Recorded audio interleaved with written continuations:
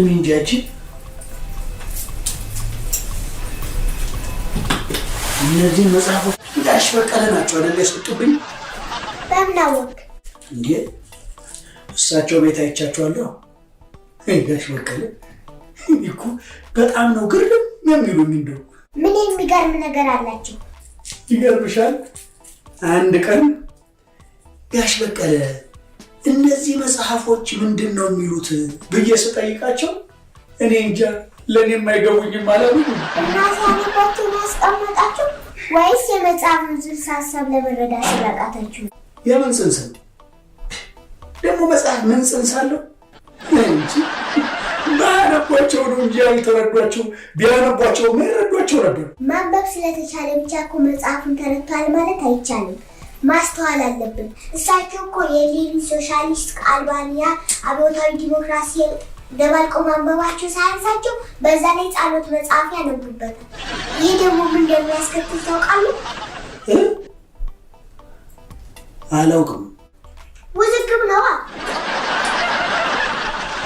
ከማን ጋር ነው የሚወዘገቡት? ከህሊና ጋር፣ ከሆድ ጋር፣ በጥቅሉ ከራስ ጋር ከፍተኛ ውዝግብ ውስጥ ይገባል። ገና አሁን ገባኝ። አንቺ ለካ ሁል ጊዜ ጉዳይ ያለብኝ እያሉ የሚሮጡት ለዚህ ነው። እሺ አንቺ ታዲያ ለምን ታነቢያቸዋለሽ? መጽሐፎች በማስተዋል ከተነበቡ ይጠቅማሉ እንጂ አይጎዱም። በይ ተሰሚኛለሽ? ጥቅምና ጉዳቱን በጋሽ በቀለ አይቻል። ደግሞ በዚያ መልሽ ላይ ተወዛግበሽበት እንዴት ነው የምችልሽ? ዘንድሮ እንደሆነ አንቺ ቆርጠሽ የተነሳሽው እኔን ለማሳበድ ነው አይደለም? ዛሬ ነገ ሳትይ እነዚህን መጽሐፍቶች ለቃቅመሽ ካመጣሽበት ቦታ እንድትመልሽልኝ ወገኛ ባትለኝ መመለስ አይቀርም። ለአንተ ብዬ ሳይሆን ለዚህ ቤት ጥበት ብዬ መልሳለሁ። እንኳን ጠባሽ ሳይደግ ሳይጣላም አሉ ወይዘሮ ሻሼ። ነገውን እንድትመልሻት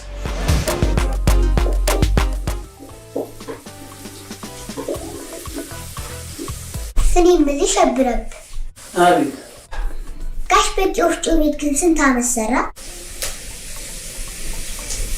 እንጃ ምኑን አውቀዋለሁ ብለሽ እስኪ እንደምንም ብላይ ለማስታወስ ሞክር። ምን ያደርግልሽ አሁን? እስቲ ምን አስበሽ? አረ ምንም ያሰብኩት ነገር የለም፣ እንዲሁ ለማወቅ ብዬ ነው። ልጅ እያለሁ እኔ ወፍጮ ከመጥረግና ከመላላክ ነው የጀመርኩት። አረ እሱን ትተህ በቋሚነት ስራ ከጀመርክበት ጊዜ ያለውን አስታውስ። እችን ልጨርስና እተኛለሁ። አንቺም ተጋደሚ ተኝ። 10 ዓመት ይሆናል? አይጠቅምም። 15 ዓመትሽ? አንድ 20 ዓመት አይሞላኝም ብለሽ? በጣም ጥሩ። ጠዋት ስንት ሰዓት ገብተህ ማታ ስንት ሰዓት ላይ ትጨርሳለህ? እንጃ ከጠዋቱ 1 ሰዓት እስከ ምሽት 4 ሰዓት ይሆናል። እንጃ።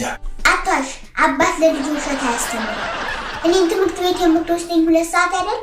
ከጠዋቱ 3 ሰዓት እስከ ምሽቱ 3 ሰዓት፣ በምሳ እረፍት 1 ሰዓት አለ። ተሳሳትኩ? ኧረ በፍጹም። ይህን ያህል ዓመት ግን በጉልበት ስራ መኖር አይከብድም? ቀልደኛ። አንቺ ብትሆኚ ቀሪውን 40 ዓመት እንዴት ማገልገል እንዴት መስራት እንዳለብሽ ነበር የምታስበው። ስለ አብዮት ታውቃለህ እንዴ? ደግሞ እኔ ስለሱ ምን ብዬ ላስብ? የታባቱ አቀለታለሁና የህዝቡን ንብረት የፈጀ የሰውን ህይወት ያጠፋ ስንት ነገር ያደረገ ቀማኛ ሌባ አይደል እንዴ? አሁን እንደውም ድራሹ ጠፍቷል። ወዴት አባቱ እንደገባ አይታወቅም። ብቻ እንጃ ትንፋሹ አለ ይባላል እንዴ። አንቺ ይህንን ለምን ጠየቅሽ? ማንን? ስለ እትዬ ማሚቴ ልጅ አይደለም እንዴ? አረኛልኩ ለነጻነት ስለሚደረግበት የእምቢተኝነት ተጋድሎ ነው። መድኃኒዓለም ከግንድ ያታግልሽ። አሁን አንቺ እሺ በዚህ ሰዓት ይሄንን እሺ ፖለቲካ አንስተሽ የምታወሪው ምን ፈልገሽ ነው? አልገባኝም። ፖለቲካ አይደለም ተጋድሎ ነው። አሁን እስቲ እኔ ምስኪኑ እኔ ደሃው ብጋደል አንቺ ምን ትጠቀሚያለሽ? ስሚ እኔ ብጋደል ኩርማን ጉርሻ የሚያጎርስሽ እንደሌለ ልቦናሽ ያውቀዋል። አዎ ኧረ ተይ አንቺ ልጅ ተይ። እስቲ አንድ ቀን እንኳን ተሳስተሽ እንደው እንደ ህፃን ልጅ እስቲ እንደ እድሜሽ አንድ ቀን እንኳን እስቲ ተሳስተሽ አባባ ብስኩት ግዛልኝ በይ እስቲ። አባ ብስኩት ግዛልኝ። ወሩ ገና አልደረሰ። አሁን ያለሁት ዘመነ ሰቆቃ ላይ ነው። የሰው ልጅ ህይወት በከፍተኛ ሁኔታ የቀየረው አብዮት ነው። አብዮት የዓለም አቅጣጫ ያስለውጣል። በተለይም የጭቁን ሰራተኞች አብዮት። አንተ ያለኸው የት ነው? እንዴት? ምን የት ነኝ ያለሁት?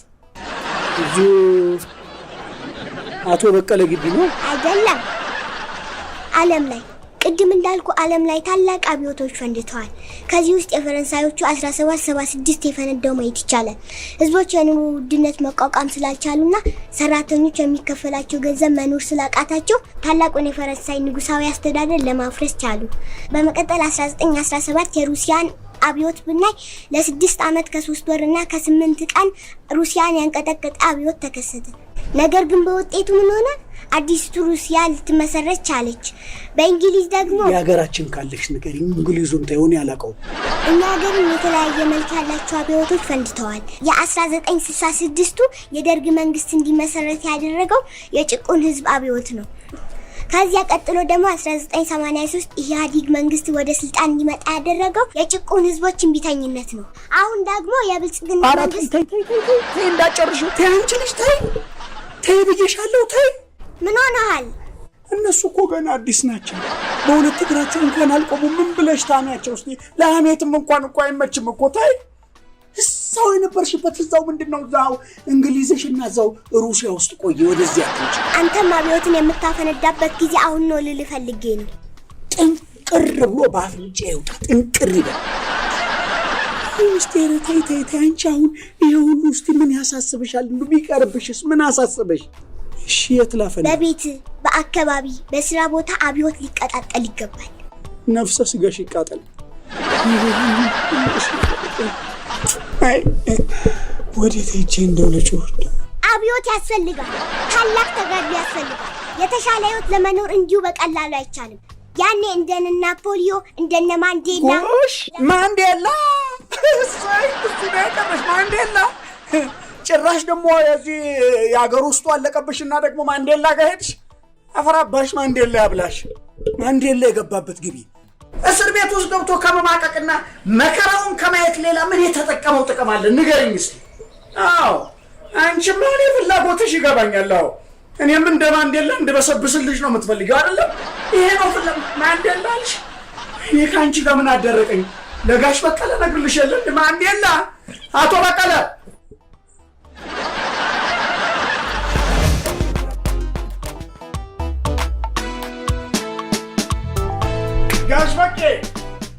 ጋሽ በቄ ይኸው እንደፈራሁት አማኑኤል ስንከራተት መኖሬ ነው።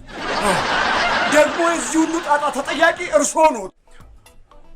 አዎ እርስዎ ያላሳዝኖትም ትንሽ እባክህ ስለመድኃኒዓለም እባክህ ጸሎት ልጨርስበት። ከፈጣሪ ጋር ልምከርበት። እርስዎማ ከፈጣሪ ጋር ይመካከራሉ። አዎ እኔ ያለሁ እንጂ ከዚህ ከጋኔልና ከማንዴላ ከአብዮት ጋር ስተናነቅ ማድረው ነው ያለው እንጂ ገና አንተ ይኸውልህ ከጋኔሉ ከትራምፕ ጋርም ትጨቃጨቃለህ።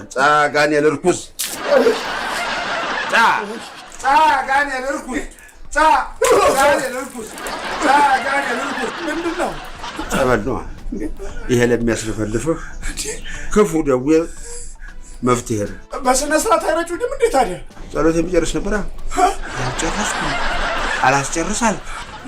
ጋኔል እርኩስ ይሄ ማለት አይደለም።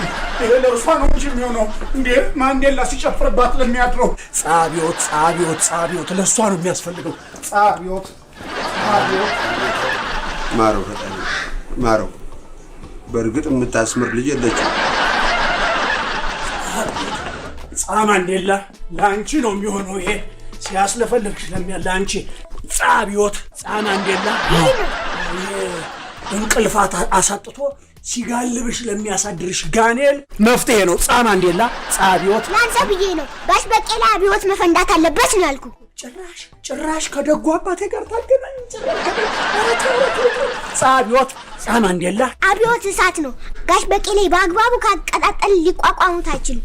ወላፈኑ ነው የሚያንገበግባት። ጻቢዮት ማንዴላ ጻቢዮት ልኑርበት ስማ ሸብረብ አብዮት እኮ ሰዓት ነው ዶላፈን ያንገበግ እንደገና አብዮት አብዮት ኧረ ተይ ልኑርበት ተይ በህግ አምላክ ተይ ብዬሻለሁ ተይ በህግ አምላክ ተይ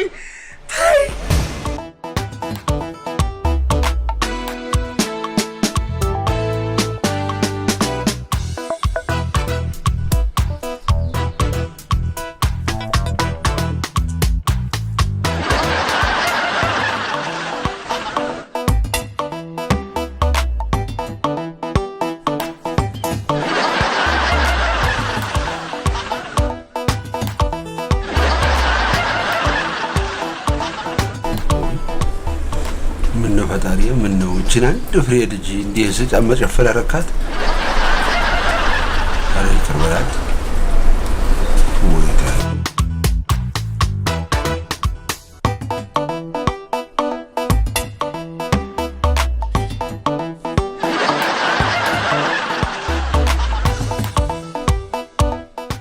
ምን ነው ረበሽኩት እንዴ? አይ የላረበሽ ሲጨርሱ መነጋገር አለብን መቾታል እንዴ ምን አማራጭ አለኝ ባይመቸኝስ እሺ ቆይ እንግዲያው ነይ ግቢና ውስጥ እንነጋገራ ግዴ ለምዚው ብናወራ ይሻላል አረ እሺ መጣው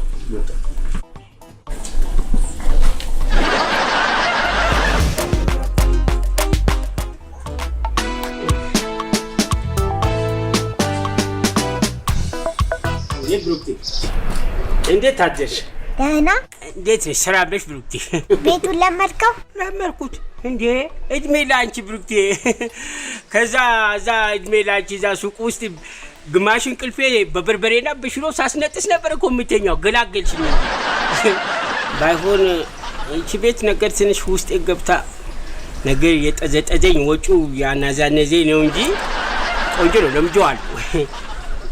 መርሰፋ ወጣዴ አረ አንቱ ሰውዬ እናቴ አወጣችልኝ ስሜ ያበላሹት ሙሰፋ አይደለም ሙጀፋ ነው ምን ሙጀፋና ሙረፋ አንድ ነው እንዴ ያው ነው ምን ለውጣለው ያውማ አይደለም አሁን ለምሳሌ በቀለ እና በቀቀ አንድ ነው ምን ትቀላምዳለህ እሱ ነገር የማለት ፈልጌ ነው አሃ ምን ትቀላምዳለህ ልትለኝ ነበር አዎ ጭራሽ እና ስሜ የሚያበላሹታል ያው ለአሁን ስማኝ ይሄን የሰራበት ያወጣው ወጪ አለ አይደል እንግዲህ ማጃው እኔ ሰው ገንዘብ አልፈልግም እናቴ ስለዚህ ምን ታደርጋለህ የዚህ እኔ ቤት ኪራይ የሁለት ወሩን በነጻ ትኖራለህ ነገሩኝ እኮ መቼ ሁሌ በቀን ጠዋት ይነግሩኛል ሁለት ወር ማታ ይነግሩኛል ሁለት ወር እኔ እረሳለሁ እንዴ ታዲያ ምን ችግር አለው ማስታወስ ምን ክፋት አለ እንዴ እኔ ጭንቅላቴ አያስታውስም እንዴ ሂሳቡ ነው እንደዚህ የሚያናግረው አረ ጋሽ ያው ሱቁ ነገ እኔ ሱቁ መጥቼ ልደምርድ እንዳይሉኝ እንጂ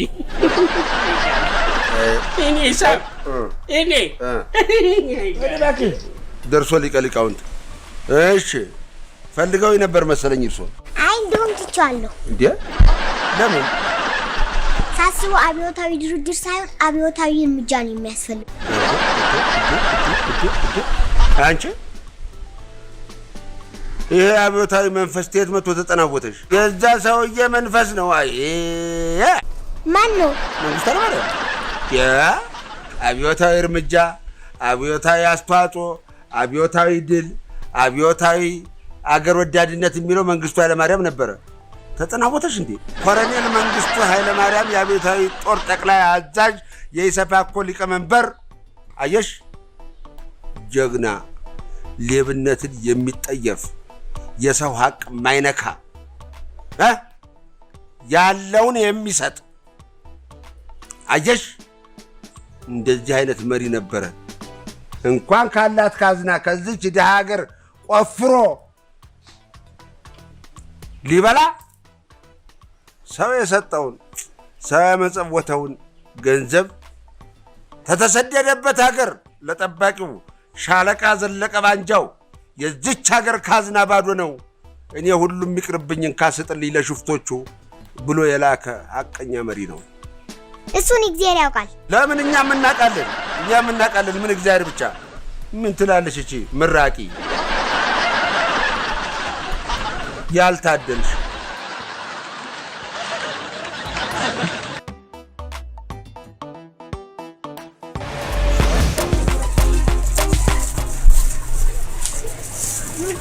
ብሩክቲ ሰላም አደርሽ ምንድነው ለአንድ ትልቅ ዓላማ ነው የፈለኩት እምቢ ብለህ እንዳታሳፍረኝ አንቺ ትይቆ ይሄ ታይሻል ምኑ ይሄ ጥርሴ ቁስል እንደሱ ነው መዘመሺ ከኔ ሌላ ሰው አይታይሽም እንዴ ከዚህ በኋላ አላስቸግርም ምን መሰለ የ100,000 ብር ስራ ነው ኧረ እባክሽ የ100,000 ብር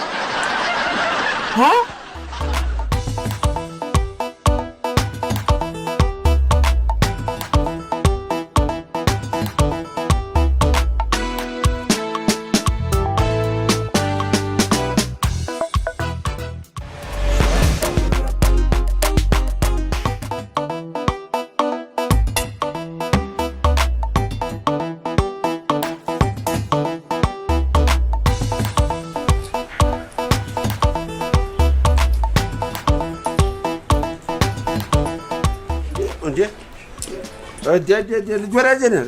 አቤት ደህና ነኝ። ሰላም ነው? ደህና ነኝ። ምን እግር ጣለ? በአጋጣሚ መጣሁ። ዘነቡ የት ተገኘሽ አንቺስ? ሙርሰፋ ስራ የለም?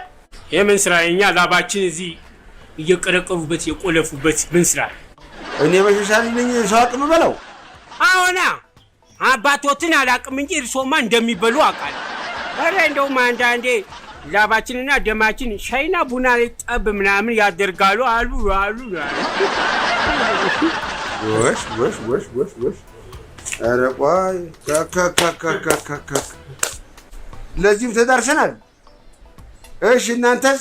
ስማ በቀለ እንደዚህ አይነት ሰው ነህ ብዬ አስቤ አላውቅም ነበር። እንዴ ጉድና ጅራት ከወደ ኋላ ነው እንዲሉ ሆኖ አገኘ። አንቺም እንደዛው ነሽ? ክስ ነው የመጣሽው? እኔም የዚህ ሰውዬ ስራ ድሮ ማያምረኝብኝ ኮሚቴው ተሰብስቦ የማጣራ ስራው ይስራ እንጂ አለበለዚያማ እድራችን ተዘርፎ ማለት እኮ ምን ሰው ይጠራልኝ? ስለምን ጉዳይ ነው የምታወሩት? ሄሎ እንደምን ነህ? አንድ መረጃ ላቀብልህ ነው የደወልኩልህ። እንዴት መሰለ የእድራችን ህልውና አደጋ ላይ ወድቆ ለምንና እንዴት ለሚለው ጥያቄ ተሰብስበን የምናየው ይሆናል።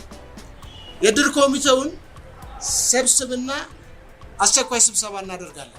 ሄሎ ትርንጎ ኧረ ጉድ ሆነና እሱን ስመጣ ነው የምነግርሽ። ቡና አፍልተሽ ሰው ሰብስበሽ በሰፊ የምናወራ በሽ ገቢዎች ነው።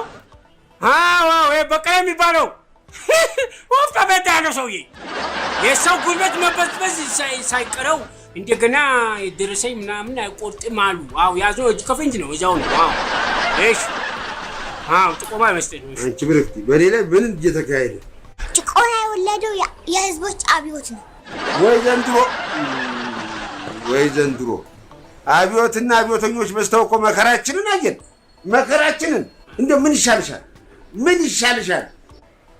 እነዚህን አብዮትና አብዮት አደባባይ ለይቶ ማያውቁ ሰብስበሽ ነው እንዴ እኔን የምትጫወችብኝ? አሁን እናንተ ያዙ ይልቀቁኝ የምትሉት ምንን አስመልክቶ ነው? ልብ ብሎ ያዳምጡኝ። አጠር አድርጌ ዋና ነጥቡን አሰማውታለሁ። እሺ ዳርስትልኝ። በኢትዮጵያ ህግ መሰረት ከተቀመጠው ወለድ ወጪ 113,000 ብር አጭበርብሮ ወስዷል። ለዚህ ኢሰብአዊ ድርጊቶች ጀማው የሚፈርድበት የካሳ አወሳሰድ። ቆይ የምን 113,000 ብር ነው? ከውዱ አባቴ ላይ ከ113,000 ብር በላይ አጭበርብሮ ወስዷል። ከማ ከሸብረ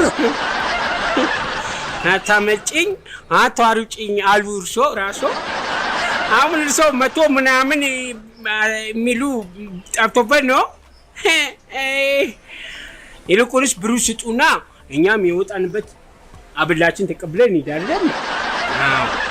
አንቺ ብርክቲ ይሄ ሁሉ ያንቺ ስራ ነው። የሌላ አይባልም አይሆንም። ኧረ እባክሽ ተይኝ። ኧረ እባክሽ እንደው ልለምንሽ እባክሽ እንደው ኑሮዬን ልኑርበት። አሽበቂ አባቴ በእርሶ ወፍጮ ቤት ከ20 ዓመት ላላነሳ ጊዜ ሲሰራ መቆየቱን ይክዳሉ? እንዴት እክዳለሁ? እኔ አይደለሁም እንደ እጁን ያስተማርኩት። ነገር ግን አንድ ሰው በስራ ገበታው ላይ መቆየት ከሚገባው ሰዓት በላይ ቢያንስ 3 ሰዓት ላፊ እንዲሰራ አድርገውታል። ታዲያ እሱ ወዶና ፈቅዶ የስራው ጠባይ ነው። ምን ማድረግ ይቻላል? ልክ ኖት። የስራው ባህሪና እሱም ወዶ የገባበት ሊሆን ይችላል። የኛ ጥያቄ ግን ተጨማሪ በስራው ላይ መቆየቱ ተጨማሪ ብር ማግኘት ነበረበት ነው ያለው። እናማ በቀን 3 ሰዓት ቢሰራ በ20 ዓመት ደግሞ 113000 ብር ያገኛል። እኔ ምንሽ እንዴት ተሰራሽበት ነገር ተሰው ልጅ አፈጣጠር ጋር ተመሳሳይ ነው ወይስ ተነገር ጋር ነው እንዲህ ተቆራይተው ተፈጠረ? የአባቴን ጉልበት እንደ ማስቲካ እያኘኩ መኖር ከዚህ በኋላ ይበቆታል። ዝም ግፋት ነገር ምን ትላለች እቺ? አጭር መልስ ይንገሩ። ምስክር ፊት ይከፍላሉ አይከፍሉም? እምቢ የሚሉ ከሆነ ይህንን ህዝባዊ እምቢተኝነት ወደ ታላቅ ህዝባዊ ማዕበል እንቀይራለን። ወገብሽ ይከፋል። አንቺ ቢሳካልሽ ከማድረግ አትመለሽ። አንተን አምኖ ስራ በሰራ የላቡን ዋጋ እንዴት ሊከፈለው አይችልም? አያቅም። ማሰቢያው የላላ ነው ቦዝቧጃ ነው ብለው ነው አይደለ እንደዚህ የሚጫወቱበት። ጋሽ በቂ ዛሬማ አገኘሁት። እስቲ የትኛው ዛፍ ላይ እንደሚወጡ አይወጣም። ዳውትና በጣም የትኛው መርጠው ይውጡ። ያው እንደ ነብር ሲነፋፋኝም ትከሻዬ ላይ ይታወቁኛል። ጋሽ በቂ እባካችሁ አጉል እንዳላረጋችሁ ውጡ። ደህና ናችሁ ወይ? እንደት ሰንብታችኋል?